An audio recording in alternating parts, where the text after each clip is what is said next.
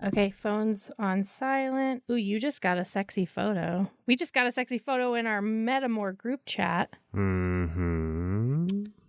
Okay, hold on one second. Oh, okay. So what I'm looking at right now, Joe's partner just sent an outfit that they're wearing for a job interview, and it slays. It's a work meeting. A work meeting. Yeah, which there's a little bit of nerves about and holding some good space for. They look so hot in that top. That's a great color on them, and I like the silk blouse. And the curls. Ugh. I love that they sent us both in a group text a photo of their sexy outfit. Mm-hmm. I will write them back after this podcast. I fall in love just a little bit every day with someone new. I fall in love just a little bit every day with someone new. Hello, everyone, and welcome to the Remodeled Love podcast. I'm your polyamorous mama, Jessica-levity Daylover, and with me, as always, the AD to my HD. I thought that was going to make you laugh. Yeah, the whatever to your ND. Come up with some equivalent to that. You know what's so interesting is that... The NA to your ND? What's NA? Wait, the NT to your N. The NT to my ND. Yeah. It's so interesting living with someone who doesn't have ADHD, because I feel like most of the creatives I've been surrounded by my whole life have ADHD.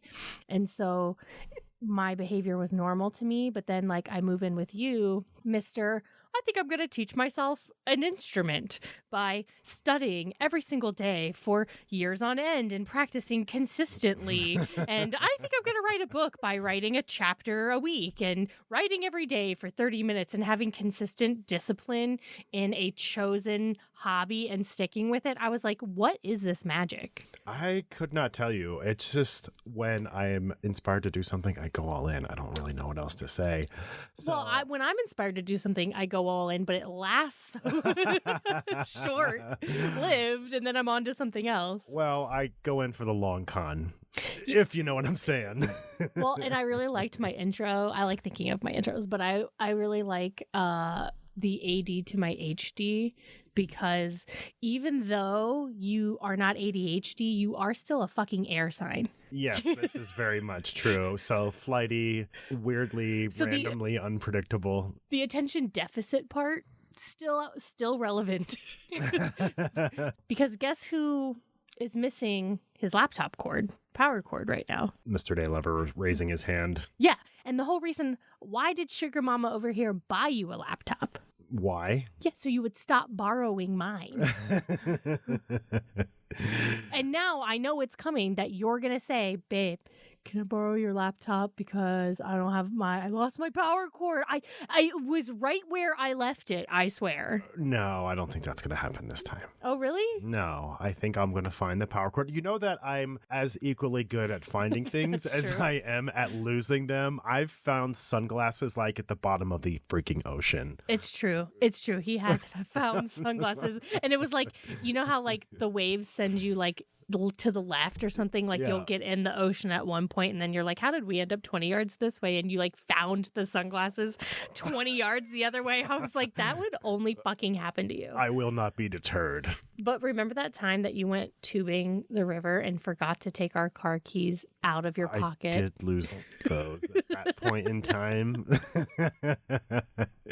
which has made for some interesting break-ins around the Daylover household. No, and I was pregnant and I had to crawl through one of our windows and oh God, it was bad. Okay, so we're really happy to be here. We're going to be doing an episode just me and you. Yay. And we're going to be using the format that we created last season for when it's episodes that's just me and you. So lay it on me. So, part 1 is what's new with Remodeled Love. Part 2 is the Hot Goss, what's new in our sex life and our love life and just polyamory, plot twists, plot dynamics in our life. Then we'll take a short break. We'll come back with part 3, which is existential thoughts I've been having lately. And part 4 is a Dear Flabby. So we'll answer a listener question.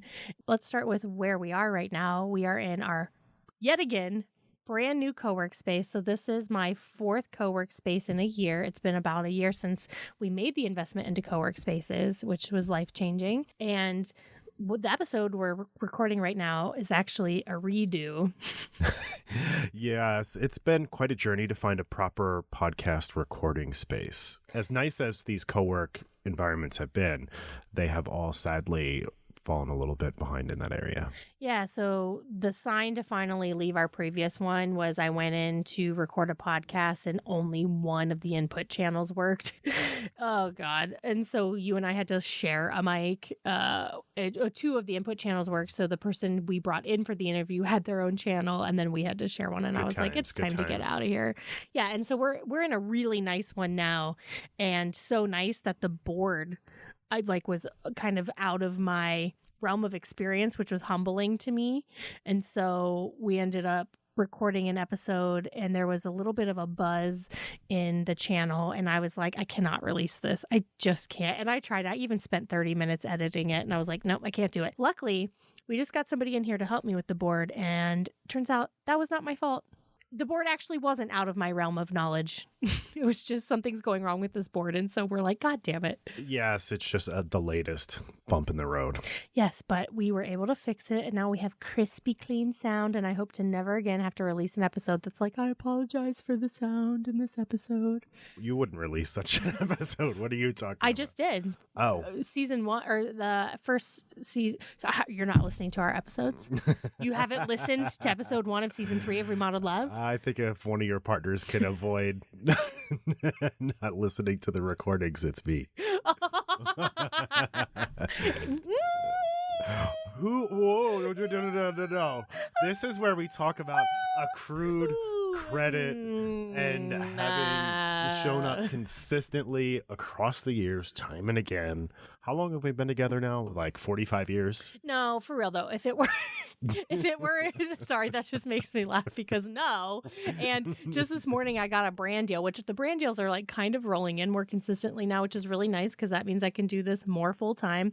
But it was like for a menopausal tea. And I was like, okay, there's nothing wrong with aging. Love aging. And you can look your age, and that's a good thing. But, like, I'm not menopausal. They even followed up today. They're like, soon. Hey, Jessica at Remodeled Love, did you see our brand offer? And I was like, I just wrote back, I am 36, period, and hit send on the... Anyway, so yeah, about 45 years, I would say. Roughly. No, it's cool. Give or take. If it were an important episode, like, and it's a great episode. It's my episode with shrimp teeth. Oh, yeah, no, that totally, you can't throw that one away. Right. No, you have to go. And so like, if it were an important episode, I would make sure you listen. Like, of course, my interview with Multi-Amory podcast, so important to me. Clearly you've listened to that episode, right? Pieces of it, snippets and sound bites. Oh my God. I was on only the most significant, I honestly, I'm pretty sure most popular, famous, and I love these guys, non-monogamy podcasts in the world, the Multi-Amory podcast I was on as a guest, and I had to like beg both of my partners to listen to the fucking episode. What I did listen to, I really enjoyed. They sound like a lot of fun. Yeah, so if you haven't heard that interview yet, go listen to the Multi-Amory podcast. So let's get into it now. What's new with Remodeled Love? So our book has been out for 4 months now. July 30th it was born. July, August, September, October. So it's only 3 months old. Sales. Yeah, I'm blown away with just the reception and how many people are really liking it and enjoying it, and it's out there and existing now. Yeah, so Remodeled Love, if you haven't bought our ebook yet, you can do so at remodeledlove.com. We are working our very next thing, now that we have fairly consistent childcare, even though she had to cancel this week because she caught what our kids have had, then we're going to get into this sound studio and record the audiobook version. So that's the next thing. Oh yeah. Because a lot of people with ADHD specifically prefer audiobooks. And so we are getting to that.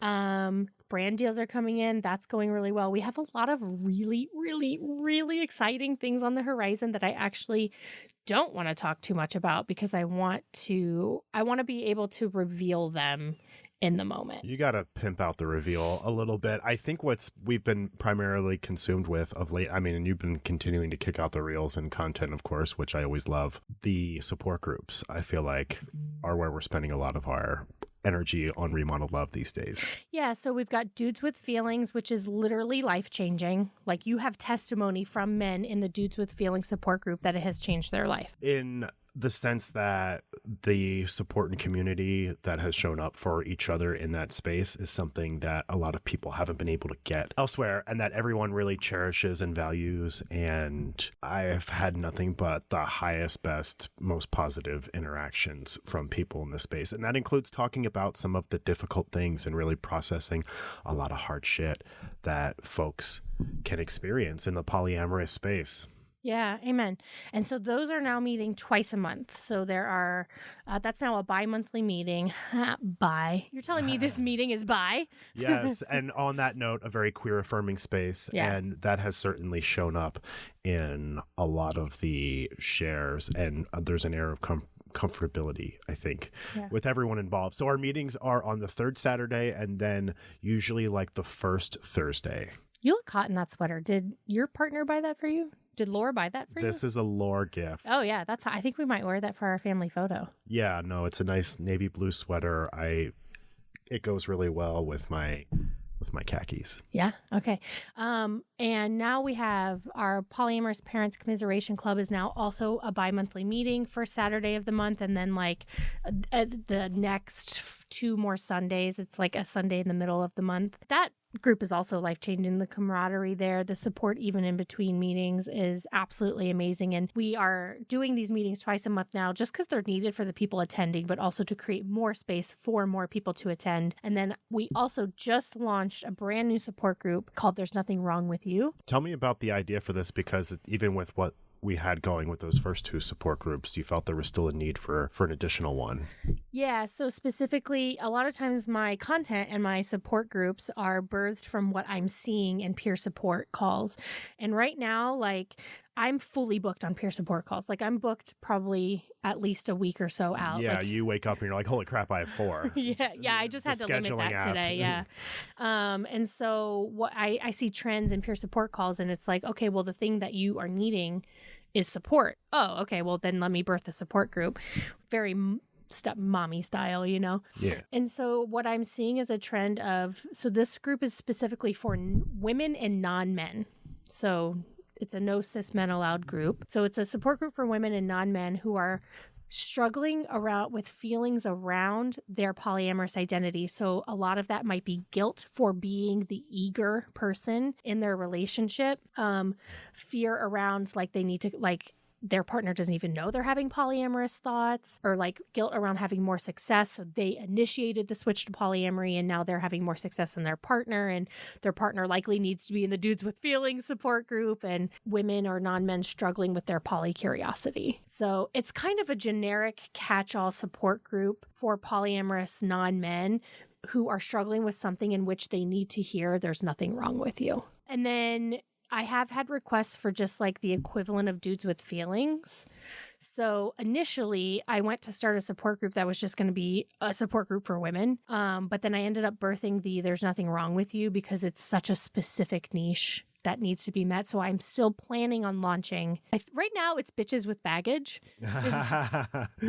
I love this. And I think it is really indicative of the work that we've put out there in the sense that we are really responsive to the kinds of engagement and feedback that we get. And so the things that we offer, like these support groups and peer support sessions, are in response to what people are requesting and demanding. Totally. And people are like, what's the secret to your success? And I'm like, I'm just meeting needs. Like, I'm literally just seeing what's needed in the community and meeting it to the extent that we can. And I would love, you know, if you're out there and you have a background in coaching or holding space or whatever, like, we need more content creators. We need more educators. Like, get out there and do it. But I'm also hoping to be able to bring people onto a team. So people who are like, I don't want to do my own thing, but I do have this training and I would be interested in leading support groups with Remodeled Love. Like, I think eventually we'll be growing that team. Yeah, big time. The future is bright for Remodeled Love. The future is very bright. Like, honestly, the problem right now is that I don't have enough time to produce at the speed with which shit is coming to us. Yeah, it's the perennial problem around here. And thankfully, winter break is on the horizon. Yeah. We got about 5-6 more weeks. Oh, man, God, that feels forever away. So let's get into the Hot Goss. And okay, so when we first made these segments, I was like, this one's always going to be boring because like you and I we don't have an exciting polyamorous life. And so I was really like, I want to have it as a segment, but I feel like it's going to constantly be depressing and disappointing to people. But guess what, y'all? Guess what, y'all? Oh, the giddiness. Okay. I'm so here for it. So the hot goss in my life is that Ja and I are doing really well. Our love story, as always, is the love story of a Sagittarius versus a Capricorn. And in other words, your fire and determination has outlasted his stubborn resistance. Oh my God, no, literally. That's literally, oh my God. Okay, he's coming in soon, hopefully to do an episode with us. You have to bring that in. I'm going to make you tell him what you said because he will totally, yeah. And we've had, I don't want to reveal too much, but we've just had a lot of blunt discussions around just me sharing some really tough feelings I've been having, which are not sole to just him. It seems to be the plight. And I say that from a place of like, I wouldn't want him to feel bad. He is a victim also of the patriarchy, also of a failed sex education system of purity culture and of For starters, toxic masculinity. But there's this trend where like, a lot of bisexual women and femmes are just done with cis men because y'all seem to come with a lot of fucking emotional labor. And so like, I'm in love with you, but I have to work so fucking hard to be in a relationship with you. Not that all women and femmes are inherently more evolved than cis men, but we literally have more, most of us have much more emotional intelligence. And so in order to be in a relationship with some of y'all, even the good ones, like there's just so much labor involved. Emotional labor. What has been the difference in you wanting to do that labor in Ja's case? So this is where a lot of men struggle, I feel like, is that they end up attracting partners who don't want to do the labor. And it's rare to come across someone who does. So I feel like... And they shouldn't have to. You're not saying that from a blamey place. No. And fully understanding why some don't want to do the labor. But in your case, you have, which seems to be a little bit more rare in the space. And so what were the positive qualities you were seeing that made you want to stay and explore despite that? That's a really good question. There was this really sweet moment as we were having this really vulnerable conversation a few nights ago. We were standing in the kitchen and I was leaning into him and he was literally so receptive to like all of this feedback I was giving him that I had buried for a long time and was just like, ugh, like I was afraid to tell him because this shit's hard to hear and I don't have a great history of men receiving this information well. And he was so receptive. He really values personal growth. He's in therapy. We love to see it. You know, he's like, this is all the shit I want to work through. A lot of it is his 5 Capricorn placements plus his trauma, you know, which we all have, we're all coming up against. And so he was just like, holding me and kissing me and thanking me for telling him all this information. And then he was like, okay, so why are you still here? And in true autistic spirit, I had like a line item breakdown of that. And I think first and foremost, I love him. Secondly, I think I was conditioned by the patriarchy to stick around to do this labor. And so maybe there's a part of me that like maybe literally I should have abandoned ship, but there's something inside of me that I want to be the one that breaks his walls down, like that whole thing. You're expressing this almost as a fault. I think it could be. It's not necessarily a fault, but it could be a toxic trait of mine to want to do all this labor versus find someone who's already at where I'm at. What were the other reasons? So the other reasons were that he takes such good care of me. Like he's not a dud, right? The bar's on the floor for men, right? It just is. But he literally, for the emotional labor I perform for him, he performs physical labor for me. Oh, yes. With regularity. And honestly, with like gusto. Yeah, like, so I have chronic pain. And not only does he willingly give me hour-long body massages every time I come over to his house, but he gives good ones, like really, like he could be doing that for a living if he wanted to, and he loves to do it. And I always say in the middle of it, thank you for taking such good care of me, and then he'll kiss me and say, you're easy to take care of. That's a nice compliment. Isn't that fucking sweet? Yeah. And so I really think that in a lot of ways it's even. Like, I am doing this emotional labor, but like, he shows up to help us with our broken down car. He took me to, like, you had the car to do something to pick up Aslan from school, and I had 2 doctor's appointments to get to, and he was sick, and he literally drove me to both appointments willingly and just sat in his car and waited for me. I can recall one vague instance of Ja helping out when I either lost my keys or my phone, and it created some issue. So you're doing your part around here, buddy. Yeah. He, you're bringing the air, I'm bringing the fire and the water, and he's really bringing the earth. He really does. So that's honestly the biggest piece of it right there, is there is equity in that sense. And I would say finally, his P and the V game just keeps the girl around. Lastly, but not leastly. Lastly, but for sure mostly.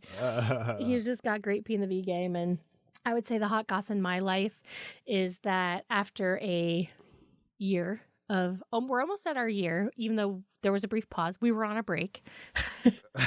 We were on a break.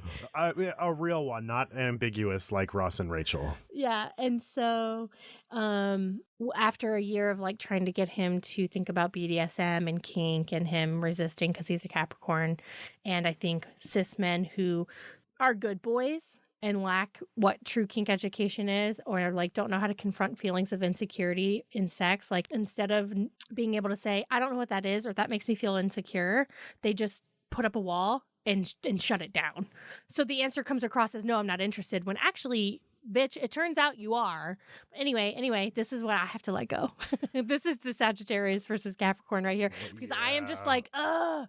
But everything is happening, and it's right in perfect time, and literally the day Venus entered Scorpio. So probably the biggest hot goss in our life right now is that my fantasy birthday orgy, which was a joke, right, started as a joke and then is actually happening. Yeah, which I'm really proud of you for, in response to a different group sex experience that wasn't what you wanted, and like, bitch, I'm going to create a queer-led, proper-ass space, and it is manifesting as such. The group chat that we have going is just so hilarious and fun. Okay, well, now I'm going to be ADHD and jump around because I got to get to... I'm going to come back to this thing with Ja, but because we haven't done an episode in so long. So, which is because we haven't had childcare or a recording studio, for the record. So anyway, a couple months ago, I went to a swinger party with a friend in the scene who's big in the scene. And it was just not my jam. And it was problematic as fuck. And true to Jess nature, I go to a show and I'm like, this show would be so cool if it was different, if it had XYZ, if I produced it like this. And so I went to a sex party and I was like, okay, this sex party would be cool if it had these elements. And so I'm like, I'm just going to produce my own. And then it started with like, who the hell, how do you invite people to an orgy? And like, people just started popping into my mind. And one of my talents is casting. That's why I'm a good live entertainment producer. Very true. Yeah. And so people started popping into my mind, and I sent them a text like, hey, would you be down to come to a birthday orgy? And everyone that we've texted has been like enthusiastically yes. So somehow it went from like 5 to 14 very eager people. And these are all friends of ours of varying degrees. Like, some are fairly new into our lives, whereas others have been around for some years. Yeah. And these are all people whose energy I could just envision in the space. So I do use a lot of intuitive psychic powers when I'm casting something. Can I see you there, or can I not see you there? This is where we get to talk about books for just a hot second. To go on another little side tangent, is that you are recently reading in a book by one of your favorite authors, Augustin Burroughs, who is also very like witchy and queer, and writes about that he can't, if he can't envision the reality in his mind's eye, if he can't like literally see it in his brain unfolding, then it's not going to happen. It's not meant to be. That's exactly how my psychic powers work. You related to that strongly. Yes, no, that's it. And that's how I've always described it. And so to see him describe it that way was surreal. And so I've just been like thinking about people, and then I can see them in the space, and then they get an invitation. And so we've got, at some point I was like, I want to have a service bottom, which is a kink role of somebody in a party dynamic who's literally there to be of service to everybody. And so I put it out on my platform, and one of my followers that I actually have a very close, genuine friendship with is this really like the hottest person, the hottest lesbian stripper in Portland. Sends me this video. Jess, I'm not telling you to pick me, but please pick me. I was born for this. I was made for this. I will crawl around on the floor. Da, da, da, da, da. And I was like, bitch. So she bought a plane ticket. Jaw is on the floor. Yeah, she is dressing in a crop top that shows under boobs, a thong, and some high athletic socks and her Air Force Ones. And she's just going to be walking around patting you on the head with like a washcloth, asking you if you need water, asking you if you need some more shrooms, like, yeah, holding my legs up while I get railed. Like, yes. I mean, the enthusiasm that she has brought so far is just unparalleled. Yeah. And so, anyway, so we started a group chat because part of my demisexuality, I have to produce this sex party as a demisexual. And so the whole party is actually designed to be perfect for autistic demisexuals. And if you would like the exact layout of how I am planning this orgy, you got to get on our Patreon, because I'm going to post exactly the game and everything that I have lined up from the moment people get there till the last cum shot is genius. It's fucking genius. By the way, if you're listening to this podcast and you'd love a way to support us, the best way you can do that is on our Patreon. So get on our Patreon anyway. These are going to be star-studded production details. Oh yeah, and just the cast that we have coming. Like one of my former partners, the nerdy engineer I was dating when I was pregnant with Lucius, he is now a rigger, and he's been studying for about a year. And because he's fucking nerdy, I think neurodivergent engineer, he's been very dedicated to the study. And like I'm going over to his house next week because he wants to practice a tie on me. So he was like, "Well, what kind of tie do you want?" And I was like, "Well, I have a free use kink. Like I have a free use fetish. Do you know what that is?" Oh yeah. Okay. I wasn't sure. And so I'm not as like vanilla as you think. It's not that I thought you were vanilla, it's that you genuinely don't watch porn. Yes. That's less true nowadays. These days, but yeah, okay. But yes, that's a correct assumption. Okay, so that's all. I wasn't meaning to like infantilize you or make you seem, I just didn't know if you knew, because I'm dirtier than you when it comes to porn. Probably also true. Okay, so anyway, I have a free use kink, and so I was like, I really want this crab tie where like I'm basically tied into kind of like Happy Baby, if you think about it as a yoga pose, where like I'm exposed and just laying there to be used at the party. So anyway, he wants to practice the tie on me, so I'm going over next week. So because he's like, well, I got to write it down in the notebook, and I got to make sure I have it all perfect for you, and people love me anyway. So we have a group chat going for this orgy, and now I'm going to bring it back around. Like this is the autism helping with the ADHD. So I've gone on a journey, but now I'm going to bring it back to the detail, which is in the group chat. I sent this link for a queening chair, which is a face sitting chair. And so like it's like a low to the ground stool that has an opening, and then like somebody sits on it, and there's a place for your head underneath. And so like, such a turn on for me. The comfort of that looks pretty nice, I have to say. Yeah. And so I've always wanted a queening chair because I'm like, I want to sit there with my pussy all exposed and like people just pop their head under. I mean... Yeah, totally. So anyway, I sent it to the group chat, which by the way, a group of people flirting with each other is one of the greatest joys of my life. It's a lot of fun. Like watching 14 people who don't really know each other flirt in a group chat has been exhilarating and perfect demisexual strategy. Thank you very much. Well, and people who can bring the witty banter. Yes. Also, well, yeah, because it's all my people. Yeah. Everyone coming is hilarious. Everyone coming to this orgy is just really funny people. Anyway, so apparently what happened was Ja had never seen that, right? He also is coming from a life of not watching porn. And so he clicked on queening chair because bless his little pumpkin-y heart wanted to buy something. He was like, he's because he's got daddy energy and he likes to buy me things. And so he clicked on this queening chair, which then led him to an Etsy page that had a bunch of kink shit. And then he started scrolling and realizing he was turned on. So then I don't know any of this, but next thing I know, I get a text that's like, it's our date night. It's our Tuesday night date night. And he's like, hey, for date night tonight, we're going to go get dinner. And then we're going to go to the Adam and Eve store and we're going to buy some stuff. I've had a long day of self-reflection. That's what the text said. And I was like, okay. So I was like, I didn't know what to expect. And then we get to the Adam and Eve store and he is just walking around like he knows exactly what he wants. And he is like, he buys me a piece of lingerie, which hot photos, like X-rated photos of me in this lingerie on our Patreon. You're welcome. And then he buys this like kink bondage starter kit that comes with like these restraints that go under your bed and like a paddle and a feather and et cetera, et cetera. And next thing I know, I am strapped to this man's bed, calling him daddy, which is my shit, and he is loving it. So basically, in the last 2 or 3 weeks, I just watched a kink daddy dom be born, and our whole relationship has changed. Wow. Yeah. That's pretty incredible. I know that you've been wanting this for a long time. So long. yeah, so you can focus on that and not on the fact that it's taken him this long to get there. Says the man who has taken a long time to get to places. Yes, but I'm just saying, like, you tend to get hung up on the like, like I've been trying to like Newman, trying to get him on board with some more explorative things. Yeah. And everything's a journey, blah, blah, blah.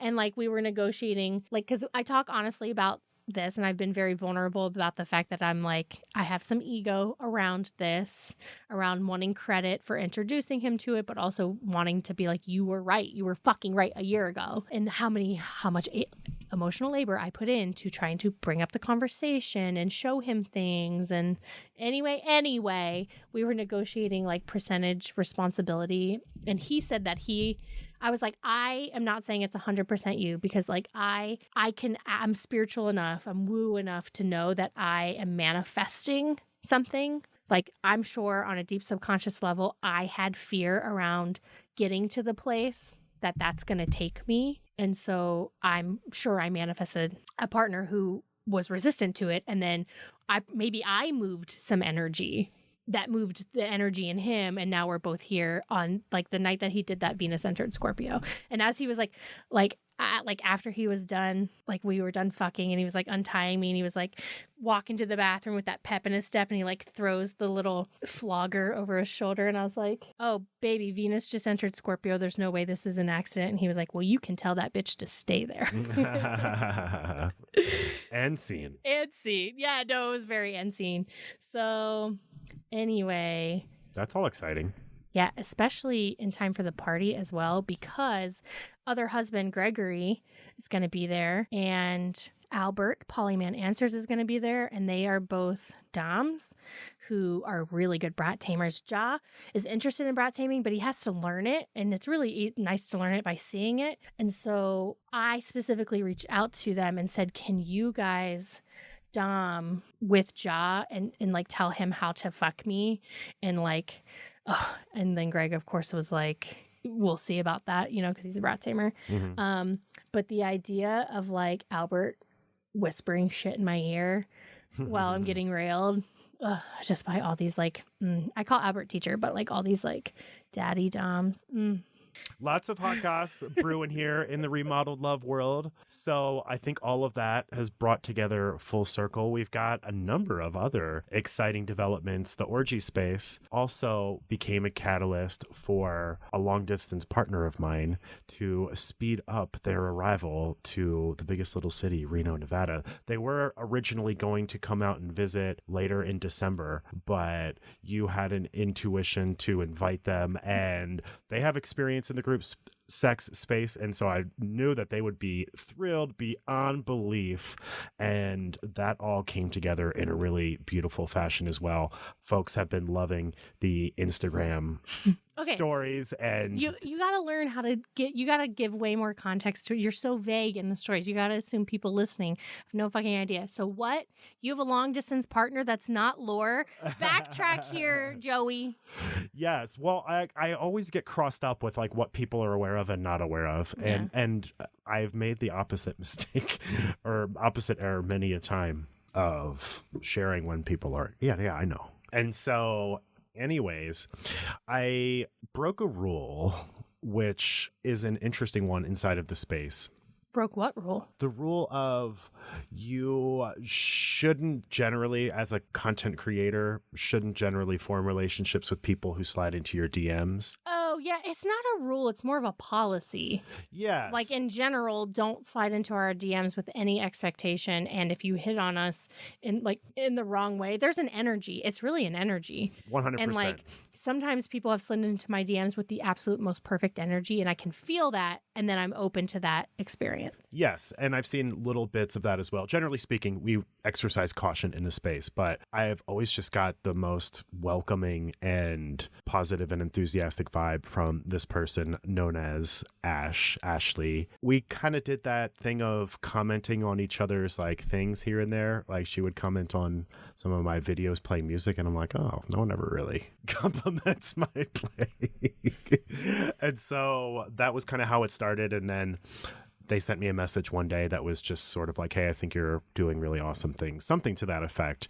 But it was very, very warm and genuine, and struck up a little dialogue. And next thing you know, we're doing that thing where you're sending really long audio messages or really long walls of text back and forth, and eventually would get on kind of like a phone chat frequency. And here we are about 6 months later. Is it 6 months? Right around the summer, I want to say 4, 5, 6, something in that area. Okay. I love it when a new connection gets to the audio text portion. It's totally like we are now at this place. Yeah, and I have a voices fetish, if you will.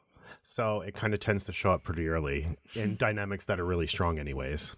Yeah, and so for me, I knew that you were having regular Zoom dates with someone, and I knew that it went from like flirting to Zoom dates to this person now feels like a partner, even though you haven't met in person, and they are now considered a long distance partner. Like I knew all that, but I can't do long distance relationships, especially with somebody I haven't met yet, mostly because of the ADHD object permanence issue and also just being out of spoons. So like it's not that I didn't respect it. It's just that I didn't drop into the energy too much of it because I just couldn't fathom how intense it was.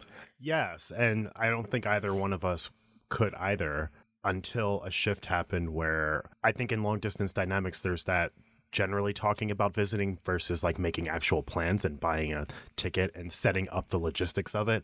When those things started to happen, and with the invitation to the birthday orgy quickening the whole process, suddenly it just became real, and it had this sense of really grounded intensity. Yeah. So I was like talking about the birthday orgy, had an intuition that you should invite them, and you were like, holy shit, I think they'd really come. And I was like, really? Yeah. And then the next thing I knew, you were walking in and you were like, Ash just bought their plane ticket. Pretty much, yeah. I pitched it to them just as, when you want to invite someone to something, you don't really expect that they're going to say yes, and you're not feeling bad if they don't. And then they actually make a commitment and show up and do it. That is what happened. And I was just kind of blown away I was not expecting. I thought she would be thrilled and overjoyed and just grateful for the invite, but I didn't think she would actually come out for it. And like the tenacity to buy a ticket, because I feel like sometimes people even have the resources and are willing to do something, but there are just so many hoops to jump through, like time off work, getting the plane ticket, figuring out if you really can get away, that some people just don't even try. So the fact that they were so eager, said yes, and then just literally made it happen, I was like, this bitch has my respect for life. Yeah, totally. And made it work with their situation with requesting off and all of those various things. The timing worked out so where she'll get here a day before, and we can have a night to just sort of establish our dynamic before getting into the orgy space, which would happen on day number 2. Not that I'm against us connecting for the first time in a group sex setting. If that's what the Lord's got for you, that's what the Lord's got for you. But being able to have some us time prior to that is definitely both of our preference, and really nice that the timing has worked out that way. I'm so excited for you guys. And if you're not following us on Instagram, basically what happens is I released a reel replying to somebody's comment that was like loosely like, what if your husband falls in love with someone else? And I was like, yes, what if he does? But also, what if she likes to wipe baby butts? What if she likes to pop back pimples? What if she can remember to pick my kid up every other Wednesday at 1:30 instead of 3:30 because of early release? And the next thing I know, so this like reel does really well. And then like, I think it was like an hour after releasing it, I get the message of all messages introducing themselves to me. And it was the greatest intro message I've ever received. I screenshotted it and I told her, I was like, you had me at, feel free to use any of our correspondences for content before I even had to That's ask. how you know Yeah. And it's so, kismet. yeah, like I screenshotted this message that she sent me and like that post went viral. And so anyway, it's just she took each piece of that sketch and line itemed her answer to those things. And it was just the most perfect thing ever. And I like let her write the whole thing out. And then I was like, I'm going to be reading this at your wedding to Joe someday. I think I've told you she's in my phone as Ashley Daylover. Yeah, it's so cute, the whole thing. My vantage on all of this is I had no idea any of this was happening until I get home one day and I walk in and I think you're giving Lucius a bath or something and you just look up and you go, marry Ash. And I'm like, okay, done, next.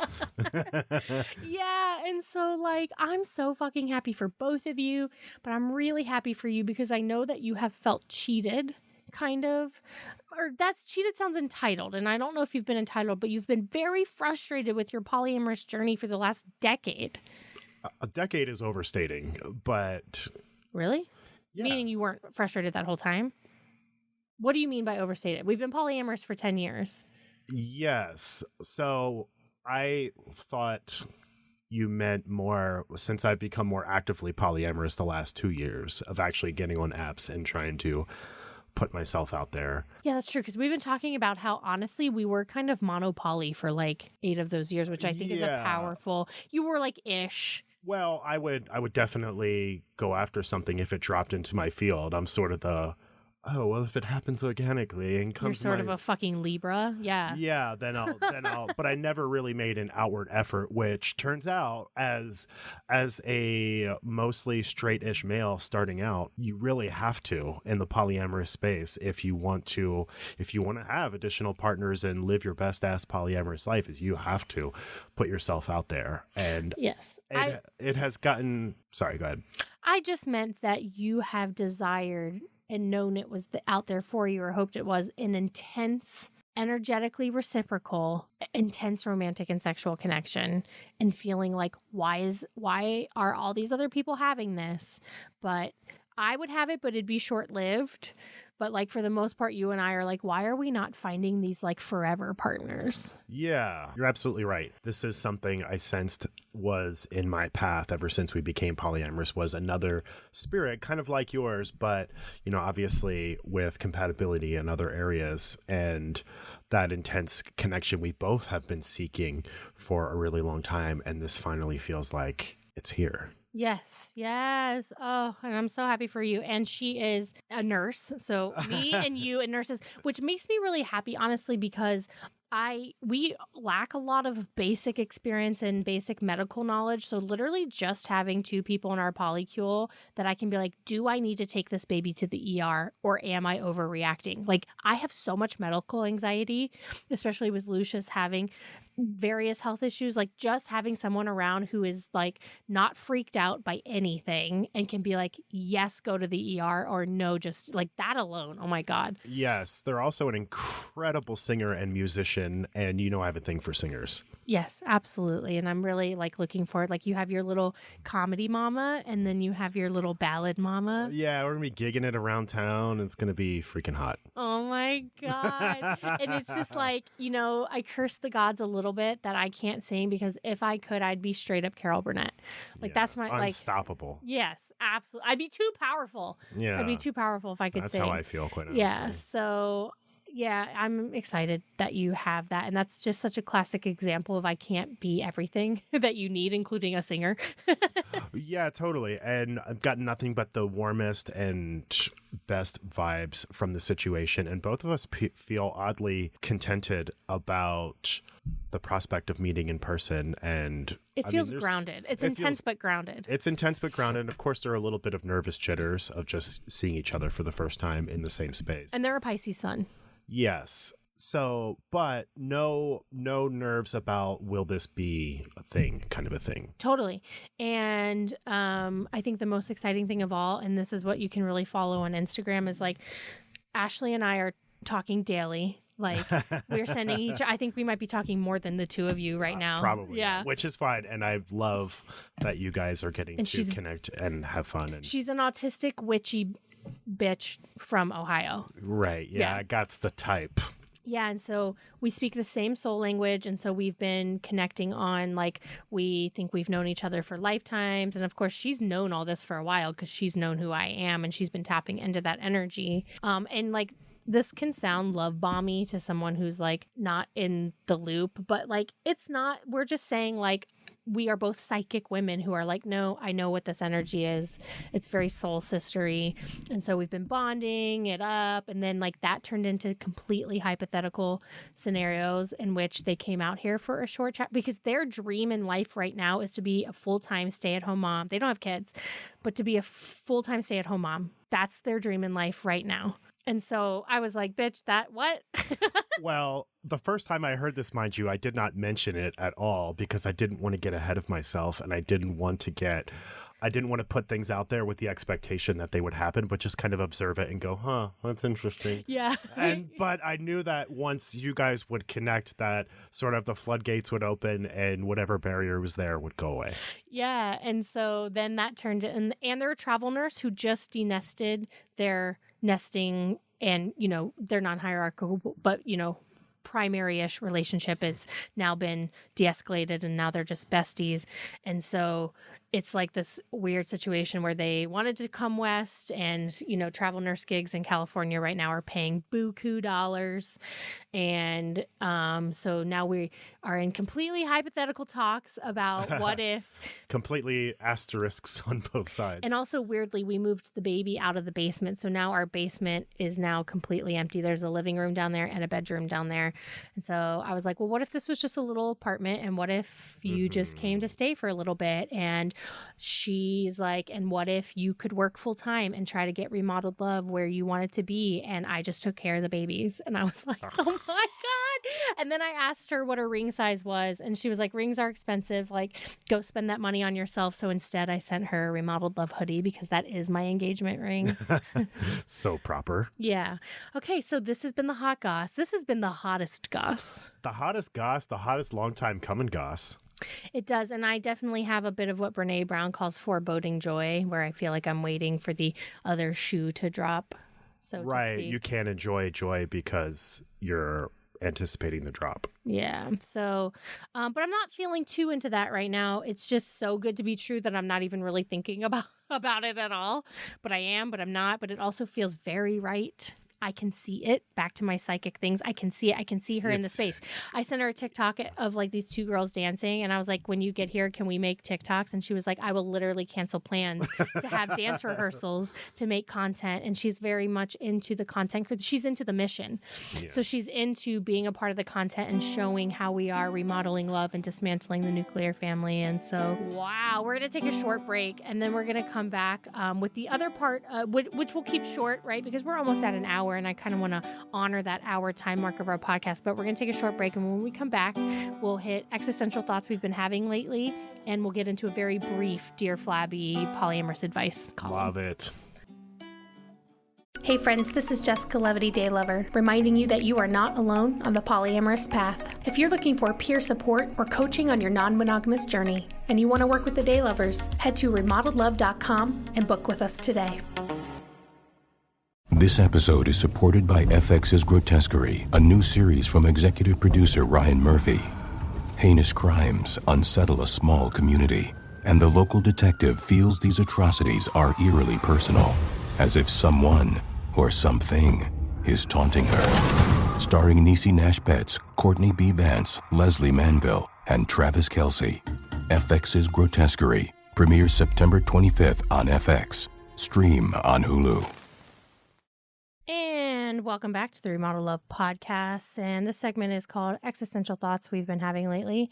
And I think mine is And I don't remember if I shared this last time. I might be on the same existential thought right now.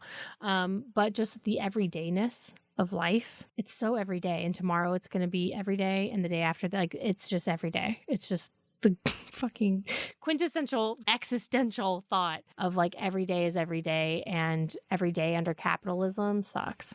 What could neutralize that, I wonder? Having more spoons. What would give you more spoons? I think having a better handle on my chronic pain and having more support in the household, just like village life. Having more autonomy and more health, more sleep. Longer breaks away as well. Or just like more consistent, like 2-day chunks, I think. Yeah. Being less overstimulated. It's hard. I don't know. Because I know even neurotypical people can experience overstimulation. But like imagine that you are just in, like you're wearing these headphones that is playing heavy metal music for like 21 months. And then one day you take the headphones off and you're just in the middle of nature and you're like, oh shit. Mm-hmm. I had no idea that this rage I was feeling was coming from this unending stimulation from the outside. And I think there's a reason sleep deprivation is a form of torture, because it's really depressing to go to bed, to be so fatigued and to have that thing where you're like, I can't wait for bed. But then you remember it's not going to result in the rest that you need because the baby's going to be up 4 times.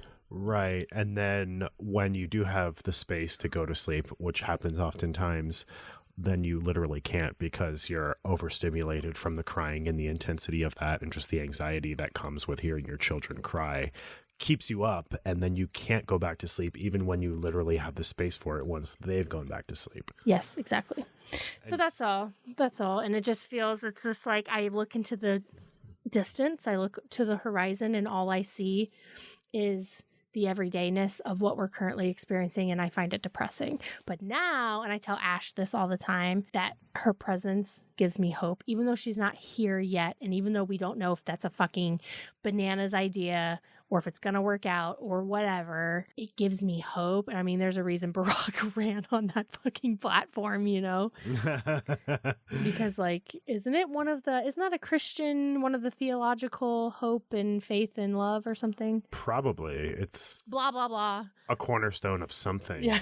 But yes, I think that it's all that you can have inside of a really tough situation sometimes. Yeah. Okay, so what's your existential thought you've been having lately? I can share a work-related one. So I teach freshman English at a university, and this is a really rewarding and fulfilling job, and I enjoy it.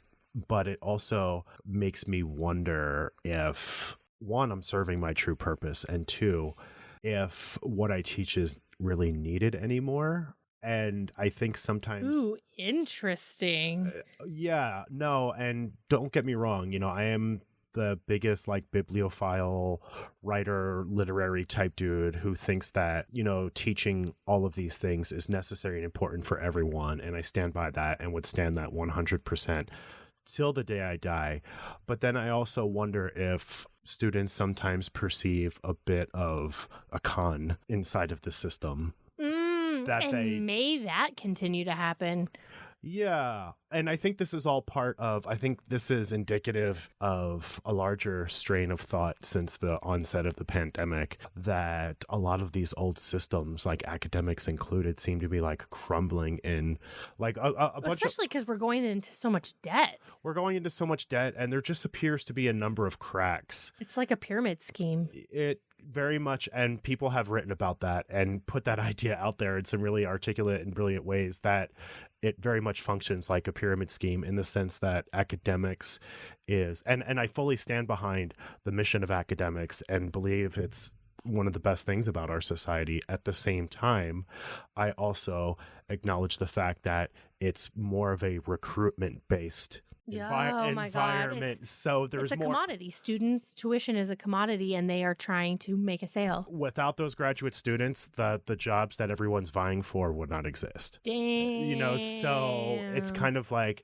it's selling, you can now become one of us sort of a thing. And I mean, it's always kind of pushed that, but it's like an MLM in the sense that there's greater emphasis upon recruitment than actual like opportunity provided by occupy the space. Yeah. If that makes sense. And so all of that is to say that inside of that, my role teaching these classes, I sometimes sense that people are just over it, or that, and I think a lot of it has to do with like larger mental health issues that we're facing and being more honest about totally. in our society. And so like, I don't take these things personally, but all of this is just to say that sometimes I question what I'm doing as just sort of being a part of the old way of things.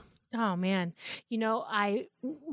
Here's a piece of little goss. Like, I'm really proud of myself. I went on a queer date with a super cute girl, first date from Field yesterday. And we were talking about like what's going on. And one of my first date questions is, tell me the main plot points of your life right now. So there you go, everyone. You're welcome for that little life pro tip. And so then I was talking about ours, and I told her about Ash and like all that stuff, and how like, Ash wants to come out here and be a full-time stay-at-home mom and just let us work and try to support the three of us, but that actually it might make more sense for you to quit your job because you're the one in the poverty level income, and Weirdly. and she makes probably more money than both of us. Way more. Yeah. Sure. Yeah. And so it could make more sense for you to be the full-time stay-at-home, and then her and I just go hustle and fucking make so much money that, maybe eventually we don't have to work full time. Yeah. Because like nurses can just take contracts, and I can, my work is this. And so like it could allow us to be like to travel and to do fun things and not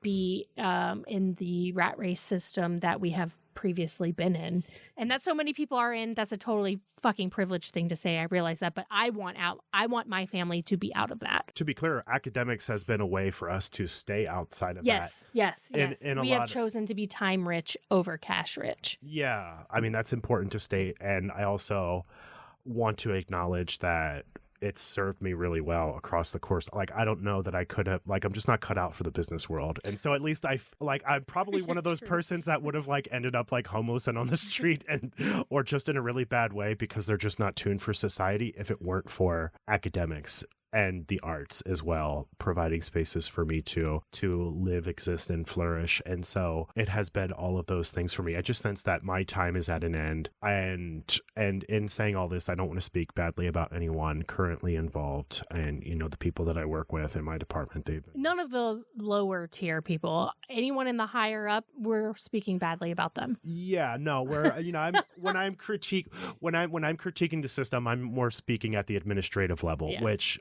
if many of y'all weren't aware, that is significantly where the budgets of most universities are spent, is on administrative costs, not on faculty or the actual academics that are being sold to you. It's more on administrative support is where all the money goes. And so... Yeah, I'll never forget my interview with the Medicaid person right before Lucius was born. And when she found out that not only did you have a master's degree, but that you were a full-time lecturer at UNR, she was like, well, I don't understand why you qualify for Medicaid. I was like, bitch, that is a good question. Yes. And so, yeah, those are kind of my gripes with the system. The people that I work for in my department, they're all badass individuals doing great work, and it's been an honor to be associated with them. But it does feel as though, with how things are going here, that chapter is concluding, and it feels like the right time. Amen. The end of the story of me bringing up my date is that she was like, well, and I guess if he leaves academia and then realizes he misses it, he could always pick up subbing. And I was like, oh no, actually what we would do is if he missed teaching, we would just have him create classes solely for our platform. Yeah, which is kind of what's developing and fomenting in a way. And, there are all kinds of ways for me to contribute. And if I need to go out there and make more money, there are no shortage of opportunities. Okay, perfect. So let's end it here. Let's wrap it up. We've got a few minutes. This message came in for us. I have a long distance ... person. It's been months. He's been kind of doing things at his own pace, and I respect his boundaries, so I haven't really talked to him much about any of this, but recently he's been more boyfriendy, wanting to meet my best friend. We live 2 hours away from him, so not exactly something we can just do on a whim. Being more attentive, has mentioned that he wants something similar to what I want, but it's always stated as a generalization and like he hasn't met that person yet. I would like to know his thoughts about me and our dynamic for clarity, but I don't want to give him anxiety or overstep. I'm a very straightforward person, so I'm not really one to just dance around the subject. Would saying something like, may I know your thoughts regarding me / our dynamic be too much? If that's the phrasing, if that's the wording, it sounds pretty straightforward and direct and honest. That's what I said. And good. I think that's really brilliant because when I'm into these spaces of should I ask this question that's kind of vulnerable or not, I always overword it. I always overdo it. And I end up cutting down so much that's like, keep it basic, keep the focus on you. And I thought that was brilliantly done. Because I wrote them back and I said, actually, no, that's not too much. In fact, the way you have it phrased right here is literally perfect. May I know your thoughts regarding me and our dynamic? And like I told her that I literally just did that with somebody that I was hanging out with because I wasn't even sure if I felt a vibe. But if she told me she felt a vibe, I might have been more inclined to find a vibe. If you vibe me, I'll vibe you. Yeah, but I wasn't sure. And then, we're two autistics and queer femmes, two queer femme autistics, and so who the fuck knows, like I could find out 10 years from now that actually she was in love with me the whole time and just waiting for me to make the first move. And so I just asked and she was like, no, I think it's just a friend vibe. And I was like, oh, okay. And that sucked. I felt salty even though I don't know that I felt a vibe. It's just that overall rejection feeling. No, and I think the approach that they used in particular is good because I think sometimes I'll ask about the specific thing that I want to ask about when I need to pull it back and keep it more general, like, hey, what are your thoughts on X, Y, and Z between us? Instead of that seems like a better approach than asking about the specific thing that you're wanting and maybe not getting. I love that. Hey, we're only at an hour 4, and after I do some editing, that might come down a little bit. So I think we nailed this. Pretty good. I think the emphasis was on the Hot Goss for good reason this time around. Yay, we had Hot Goss, the everything's coming up Daylovers. If you love the work that we're doing here at Remodeled Love, one of the best things you can do to support us is join our Patreon. Joining our Patreon gets you access to our exclusive content, our close friends list on Instagram, which is behind the scenes into our life, my diary, Joe's diary, sexy photos of me, erotica. I still owe part 3 and 4. I wrote parts 1 and 2 of the super hot foursome that Ja and I had, and I am leaving people hanging. I am so sorry. I am just out of spoons, but I want to be writing more erotica. And when my sister wife gets here and I can work more, imagine the shit that I'll be putting out. Anyway, you can also send us a one-time donation through PayPal, Venmo, CASHAPP. All that information's at remodeledlove.com. You can buy our book.